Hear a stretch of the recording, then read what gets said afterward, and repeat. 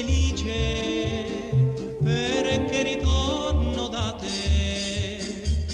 La mia canzone ti dice che è il più bel giorno per me. Mamma, son tanto felice viver lontano perché. Alors, donc, c'est mon nom de jeune fille ou d'épouse? D'adulte? Non, adulte. Je comprends. D'épouse? Les deux. Alors, Oui, donc, oui. je suis épouse Cézanneau, jeune fille Baracco, restons français.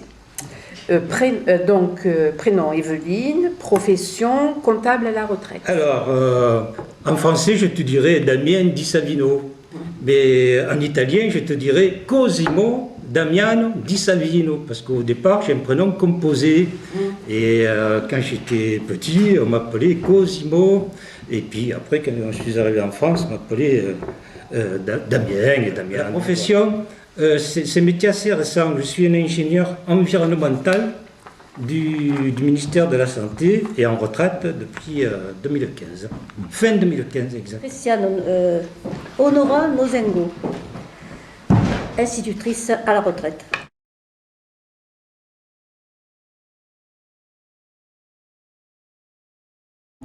Je suis née à Pugéville, dans le Var. J'ai mes ancêtres des deux côtés italiens. Alors, du côté maternel, mon grand-père, qui était né à Monastero Cassetto, au-dessus de Mondovì, un tout petit village, qui est rentré donc vers 1918 chez sa sœur à l'orgue.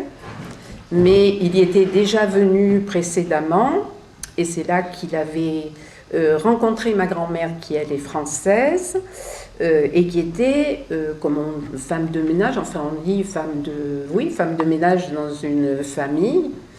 Et donc il a fait un enfant, ma mère, mais il est reparti en Italie, et il n'est revenu qu'en 1918. Voilà. Ça c'est du côté maternel, et du côté paternel, ma grand-mère était à Limone et Piémont, et elle est rentrée en France plus tôt. Alors la date exacte je ne sais pas, mais mon père était né en 1910. Est née à Pugéville, donc elle était déjà à Pugéville. Alors, là, ça demande une explication. Je suis né en Tunisie. Il faut savoir une chose, qu'à la fin du 19e siècle, quand il y avait ces vagues d'immigration italienne, les Italiens du Nord sont venus ici en Provence. Mais les Italiens du Sud, eux, sont allés soit en Argentine, soit ils sont allés au pays le plus près. Et bien entendu, le pays le plus près, on vivait à peu près correctement. Côté la Sicile et les Pouilles, c'était quoi? C'était la Tunisie. Et donc, dans la famille, c'était des marins-pêcheurs. Et puis, ils ont tenté de vivre au mieux en Tunisie. Et dans ce pays-là, certains ont décidé de devenir français. Ça a été le cas de mes parents, qui en 1950, 50, j'avais quelques mois, j'étais né italien, ont décidé de prendre la nationalité française, et d'autres ont décidé de rester italiens. Bon, tu me diras, ça a donné Claudia Cardinal, l'immigration de Tunisie. Eh oui, il faut savoir une chose, que Claudia Cardinal est née dans le même village que moi, qui s'appelle La Goulette, qui s'appelle La Goulette près de Tunis. Oui. Et d'ailleurs, les familles se connaissaient. Et elle a eu le même problème, parce que Claudia Cardinal savait parler sicilien au départ. Et quand elle est devenue actrice, il a fallu qu'elle se mette à apprendre l'italien comme les autres. D'ailleurs, elle s'appelait grec de son nom de famille. C'est tes parents qui sont venus en France? Eh oui, parce qu'il s'est passé la chose suivante, c'est que la guerre d'Algérie a eu une influence sur les deux protectorats que sont la français, que sont la Tunisie et le Maroc. Et en 1956, les Tunisiens, là c'était Bourguiba qui était à la tête du mouvement, avaient demandé l'indépendance, ils ont acquis l'indépendance. Or, moi, à cette époque-là, j'étais un des enfants qui commençait à aller à l'école, où on parlait en priorité le français, bien entendu. En Tunisie, on parlait les 3 langues. On parlait l'italien, d'abord le français, puisque c'était un protectorat français, l'italien et l'arabe aussi. Les gens avaient une très bonne entente entre eux, et les gens, par exemple mon père, savait parler les 3 langues sans aucun problème. Quand il y a eu l'indépendance de la Tunisie en 1956, à l'école, on nous avait dit qu'un an plus tard, à l'école, on parlerait arabe. Voyant cela, mon père a décidé, en plus, toute la communauté qu'il y avait de Siciliens qui étaient à la Goulette, il a été un des premiers à se dire, puisque moi je suis français maintenant, je veux retourner en France. Et comme il était marin-pêcheur, il a essayé de trouver le travail qui était le plus proche de son métier. Donc il pouvait venir sur la Seine, c'était le cas, et il était là à La Ciotat. Ce qui fait que toute la communauté de Siciliens qui était à la Goulette, ils se sont tous rapatriés à La Ciotat. Si vous allez à La Ciotat, il y a toute une communauté italienne d'origine sicilienne et qui viennent de la Goulette de Tunisie, qui habite là-bas, qui vit là-bas à La Ciotat. D'accord. Alors ton ascendance, en Italie, c'est la Sicile?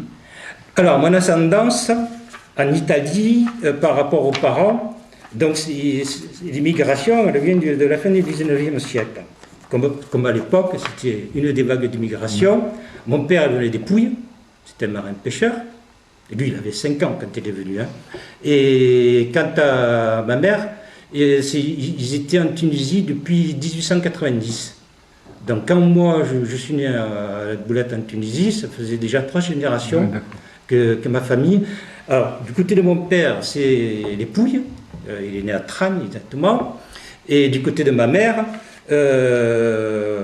c'est d'un village qui se trouve près de Palerme, qui s'appelle Sferracavallo, le fer à cheval qu'on enlève. Voilà. À la Seine-sur-Mer, à la rue Berny.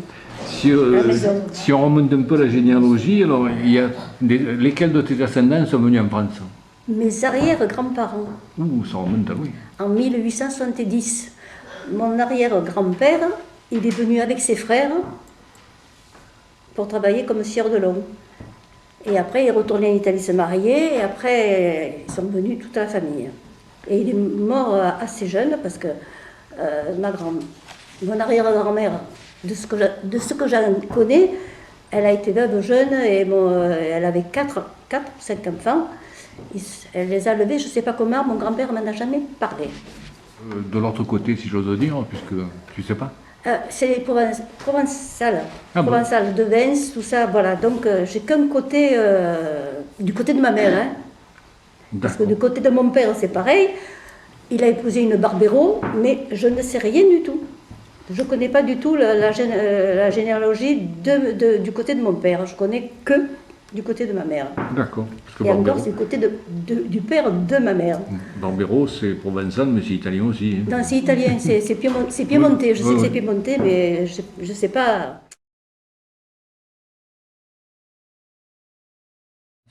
Eh ben, pour travailler, tous les deux. Mon grand-père, alors je crois que tu le montres, mon grand-père était donc fermier, c'est-à-dire qu'il travaillait des campagnes à la moitié, hein, voilà, fermier, du côté maternel, et ma grand-mère était dame de compagnie à la Crau. Dame de compagnie. Oui, dame de compagnie. Ça consiste? Ça consiste, comme elle ne parlait pas beaucoup, j'en sais rien, mais je pense qu'elle était dans une famille aisée et elle s'occupait d'une personne âgée ou un truc comme ça, mais elle a été placée, voilà, il disait placée. Alors qu'est-ce que c'est placé, j'en sais rien. Ma grand-mère, je l'ai connue, je l'ai connue chez elle, hein, parce que je suis la petite dernière et qu'elle était déjà âgée. Ouais. Intermède, en Italie, c'est ce qu'on appelle des badantes. Hein. Oui, la badante. Badante. La badante. Voilà, comme ça, vous n'aurez pas tout perdu du coup. Oui. La badante. C'est une dame qui s'occupe de quelqu'un qui est... Voilà, c'est ça. La misère, l'immigration de l'Italie en Afrique du Nord, puis après il y a l'indépendance, donc voilà, donc après les gens se sont rapatriés là où ils étaient le plus proches. Alors, en 1870, il y a eu la réunion de l'Italie, l'unification de l'Italie. Et il y avait une misère noire. Il est venu pour travailler parce qu'il était dans la misère.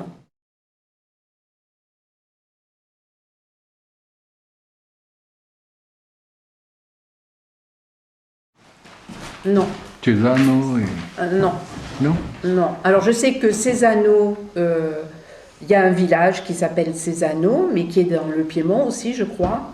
Alors que mon mari, qui n'a pas fait de recherche généalogique, pense que ses origines sont calabraises. Donc, je ne sais pas, non. Je l'ai su récemment, parce que je suis allé à une conférence sur l'origine des noms, et comme j'avais aidé le conférencier, je fais partie aussi de notre association, à la mise en place, lui-même après, j'ai demandé, pour ma femme et moi, il nous a envoyé, c'était sur l'origine des noms, et il m'a dit pour vous, voilà, je vous envoie d'où vous venez, et c'est un prénom qui vient du centre de l'Italie, et au départ c'était soit Sapino, soit Savino, et c'était la localité, donc comme ici on dit Armand de telle place, là-bas c'est dit la localité, c'est un tel qui vient de telle localité, Sapino ou Savino, voilà. Ah non.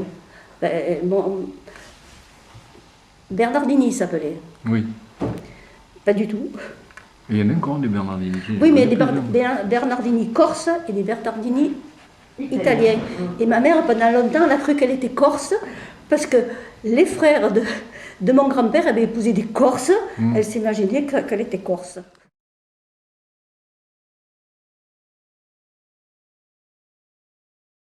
Alors, moi, j'ai essayé de retracer. Alors, j'aimais beaucoup mon grand-père. Donc, du coup, je suis allée, parce qu'on n'avait pas grand-chose, parce que mon grand-père, c'est quelqu'un d'assez droit, il ne parlait pas, les enfants à table ne devaient pas parler, et surtout pas poser de questions.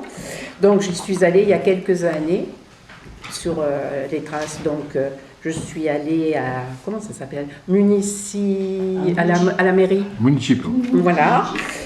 Sauf que à la mairie de Monastero Cassetto, on te donne un acte de naissance, mais tu as Monsieur Ferdinand machin est né mais il n'y a pas deux. Donc ma généalogie pour le moment, j'ai pas trop travaillé. Mais j'ai rencontré le facteur, j'ai posé des questions, il était jeune, et donc il m'a dit, écoutez, moi je suis trop jeune pour vous répondre, mais il y a le vieux facteur, parce que la sœur de mon grand-père avait la seule épicerie du village, Joséphina. Donc je suis allée chez le vieux facteur, qui lui était trop content que je cherche mes origines, il voulait me faire manger et tout. Et donc, il m'a mis en relation avec une cousine de mon âge, une cousine de mon âge, et laquelle, elle a dû croire que je venais chercher des explications sur la maison et tout, et alors que j'en avais rien à faire, et du coup, elle devait me rappeler, elle ne m'a jamais rappelé. Donc, effectivement, elle est professeure de français. Son fils est restaurateur à Limone et Piemonte, qui est une petite station de ski. Comme elle parlait français, et moi à l'époque peu l'italien, on a bien discuté, mais elle n'a pas donné suite, elle devait me recontacter, elle n'a pas donné suite. Voilà. Oui, j'en ai de partout. J'ai encore de la famille à Vercelli, près de Turin, qui est un oncle, qui est d'ailleurs j'avais porté des photos ici une fois pour en parler, qui est le frère de ma mère, qui est toujours en vie, et j'ai des cousins, bien entendu, certains s'appellent comme moi, et j'ai encore des cousins de second rang à Rome, d'ailleurs il y en a une qui est mariée avec un Napoléone, à savoir s'il n'y a pas une incidence avec les invasions de l'époque, et puis sûrement que dans les Pouilles, j'ai toute la famille à mon père, on n'en a pas beaucoup parlé. Et là, en Italie, en Sicile, là, par contre, là, j'ai à Palerme mon parrain de naissance, aussi de communion, parce que je suis de la religion catholique. Et puis, toute la famille à ma mère se trouve dans ce village que j'ai évoqué, qui s'appelle Sferracavallo. Tu y retournes parfois? Comme beaucoup de gens, je retourne en Italie, j'y vais seul pour voir la famille, et j'y vais aussi dans le cadre associatif. Peut-être, parce que les arrière-grands-parents, ils avaient des frères et des sœurs, donc je l'ai découvert, je suis allée à Butti, parce qu'ils sont toscanes, c'est la Toscane. À Butti, Quand je suis allée pour le palio à Bouti, c'était tout fermé, j'ai pas pu aller à la mairie, donc je suis toujours, je sais pas, en Italie je suis retournée plusieurs fois, mais pas à Bouti. À Bouti j'y suis allée 2 fois, et après... Ah, tu vas en voyage, mais pas pour retrouver... Non, non, non, j'ai abandonné. D'accord.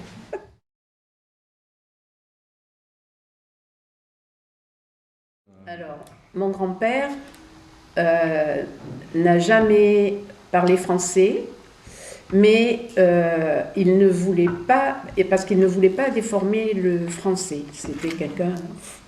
Et donc, il parlait le patois. Donc, chez mon grand-père maternel, on ne parlait que le provençal. Enfin, moi, je comprends le provençal, je ne le parle pas, mais voilà. Donc, j'ai déjà dit, on choisissait, ma mère et ses 2 sœurs choisissaient les prénoms des enfants, en sorte que mon grand-père ne déforme pas les prénoms, parce qu'il ne voulait surtout pas déformer le français. Voilà. Mais il parlait que le provençal.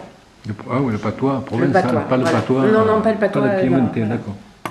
Alors, je vais rassurer tout le monde, au départ, on n'est pas des Toscans. Hein. On n'est pas des Toscans. En Italie, on parle le dialecte de l'endroit où on est né.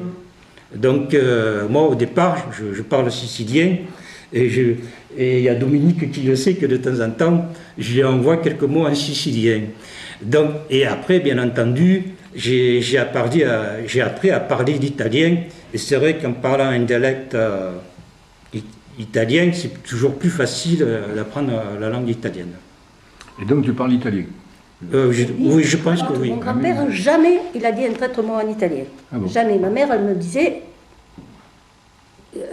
parce que je lui ai posé la question, ma mère, j'ai 20 ans quand même. Elle m'a dit non, pas du tout. Parce qu'on leur imposait de parler français. Qui c'est qui leur a imposé de parler français? La famille ou... Leurs parents. D'accord. Parce qu'il fallait s'intégrer. Voilà. Se ci sei, aprimi la porta, non sai com'è stato laggiù. Sì, molto bene. Ah, sì. Un bucotino. Tu parles italien parce que tu l'as appris grâce à l'association. Non, je l'ai étudié quand même à l'école. Ah bon. Mais comme j'ai une mauvaise mémoire, j'oublie tout. D'accord.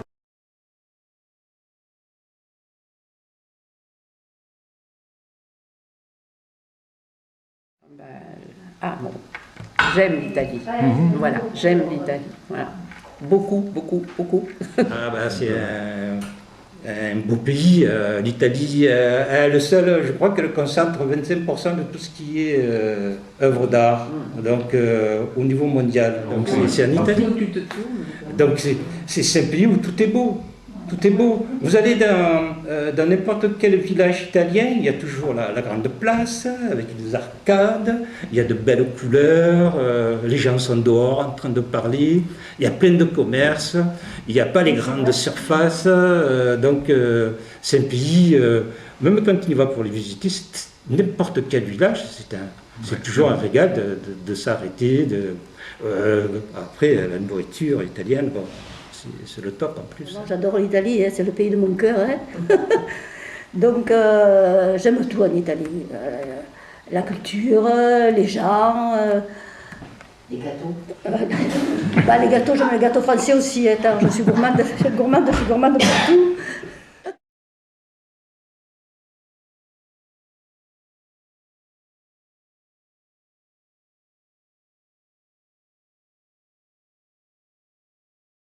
Non. Non. Non, mon grand-père, pas du tout. Nous, on n'a pas souffert de la xénophobie par rapport aux Italiens, comme ça a été le cas avant la guerre. En revanche, comme on venait de Tunisie en 1956, et dans les années 60, on a été considérés comme des rapatriés. Et on a tout mélangé, on nous considérait comme des pieds noirs. On ne regardait pas si on était pieds noirs d'Algérie ou de Tunisie ou du Maroc. Et quoique je n'avais pas à ne pas en être fier, au début, ces gens qui venaient d'Afrique du Nord, français, qui parlaient français correctement en plus, et on a un peu souffert de xénophobie, mais ça n'a pas duré, dans la mesure où comme l'assimilation a été rapide, Ouais. donc les choses n'ont pas duré longtemps, franchement. En fait, c'était plus parce que vous étiez pied noir, entre guillemets, D'origine italienne. D'accord.